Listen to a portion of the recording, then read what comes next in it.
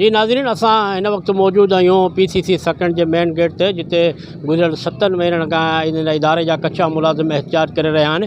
अॼु हिननि वटि यूनियन जी मरकज़ी क़यादत APEC जी पहुती आहे। अचो हिननि खां पुछूं तो वधीक इन बारे में छा था चवनि। General secretary railway worker union, chairman all Pakistan affected employee action committee Karachi से मेरा ताल्लुक़ है। आज हम अपने भाइयों के साथ इज़हार यकजहती करने के लिए आए काटन कंपनी के साथ। मेरा वज़ीर आज़म पाकिस्तान से मुतालबा है कि फ़ौरी तौर पर इनके मसले को हल किया जाए।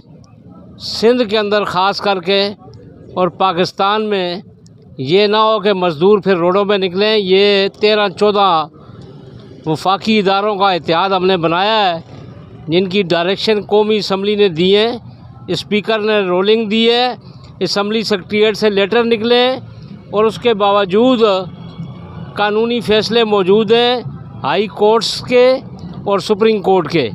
तो हम मुतालबा करते हैं वज़ीर आज़म साहब से कि जो लोग आइन और कानून को नहीं मानते, और सबसे बड़ा असम्बली का फ़ैसला जो आया है कादर ख़ान मंदोखेल साहब की कमेटी का, तो उसके फ़ैसलों को जब नहीं मानते तो इनके ऊपर तो आर्टिकल 6 लगना चाहिए, जो पाकिस्तान के ना आइन को मान रहे हैं ना कानून को मान रहे हैं, और गरीबों बेकसों मजबूरों को जो है वो ड्यूटियों से बाहर निकाला हुआ है, उनको तंग कर रहे हैं।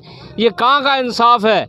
तो हम हुकूमत को ये बता देना चाहते हैं कि अगर ये मसले हल ना किए, हमारे ये 13 महकमों के जिनकी डायरेक्शनें मौजूद हैं, हाई कोर्ट और सुप्रीम कोर्ट के जजों के फ़ैसले मौजूद हैं, तो फिर जो है वो हम बिस्मिल्लाहिर्रहमानिर्रहीम।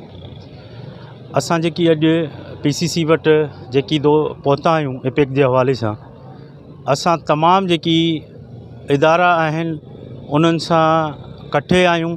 जेसीं ताईं हर हिकु मज़दूर जेको असांजो मज़दूर कयो थो वञे उनखे बेदख़ल इदारनि मां, असां उन्हनि सां गॾु आहियूं।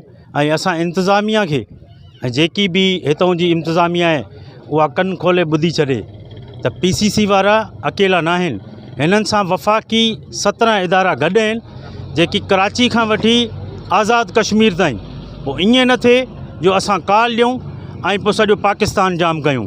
इन जे करे जेकी PCC जा मुलाज़िम आहिनि उन्हनि जूं क़ानूनी तरह सां जेका पार्लियामानी कमेटी डायरेक्शन ॾिनी आहे, उन्हनि जी वाज़े डायरेक्शन आहे त इन्हनि खे कंफर्म कयो।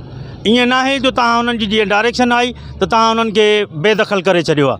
त असां इंतिज़ामिया खे ऐं मां ख़सूसन पंहिंजे वज़ीर आज़म पाकिस्तान खे इहो मैसेज ॾियणु चाहियां थो त इन ते फिलफोर एक्शन वठे। ऐं चीफ जस्टिस साहब खे चऊं था त असां सां इंसाफ़ कयो वञे।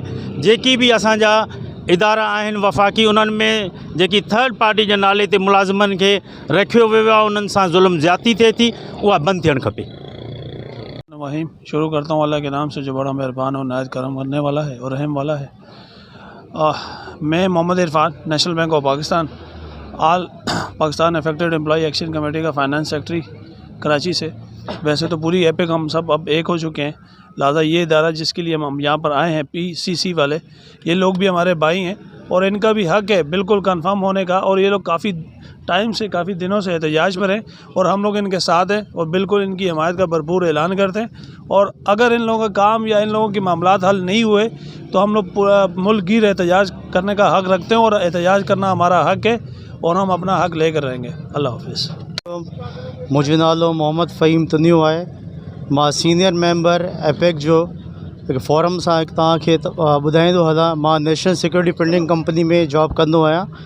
अच्छा, ॿी ॻाल्हि इहे कि मां तमामु मशकूर आहियां जनाब मंदोखेल साहब जो, जिन असांखे ही फोरम जेको आहे असांखे क्रिएट करे ॾिनो।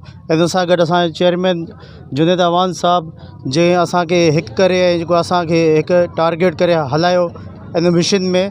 मां पंहिंजे मैनेजमेंट ऐं कॉटन मैनेजमेंट खे इहो ॿुधाईंदो हलां कि बराए महिरबानी असांजे मुलाज़िमनि ते ज़ुल्म तव्हां ख़तमु कयो। अगरि तव्हां ख़तमु न कयो त इन जो हिसाब वठियो वेंदो। बराए महिरबानी तव्हां अयाशियूं कयो। तव्हांजे बच्चनि खे हक़ आहे सुठनि स्कूलनि में पढ़ण जो, लेकिन ग़रीबनि जे बच्चनि खे केर बि पुछे नथो छा इन जो इहो कसूर आहे। ग़रीबनि इन करे महिरबानी करे तव्हां पंहिंजे ज़ुल्म खे ख़तमु कयो, न त असां बि पूरे पाकिस्तान में एहतजाज कंदासीं, रैलियूं कढंदासीं ऐं तव्हांखे पोइ असां हिकु जवाबु ॾींदासीं जेको तव्हां इन ख़िलाफ़ कार्रवाई करे रहिया हो। वॾी महिरबानी तव्हांजी। ॻाल्हियूं ॿुधियूं एपेक जे मरकज़ी क़ाइदीन ऐं PCC कचनि मुलाज़िमनि जूं, जिन पंहिंजनि मुतालबनि खे ॿीहर वरजाईंदे चयो त 7 महीननि खां असां एहतिजाज करे रहिया आहियूं, जॾहिं त असांजो असैम्बली मां बहालीअ जो बिल पिणु मंज़ूरु थी चुको आहे, पर अञा ताईं असांखे बहाल नथो कयो वञे। जेकॾहिं असांजी बहाली न कई हुई त एहतिजाज खे वसी कयो वेंदो। कैमरामैन ग़ुलाम नबी मल्हा सां गॾु काज़ी जावेद सलाई, इबरत न्यूज़ सकरन।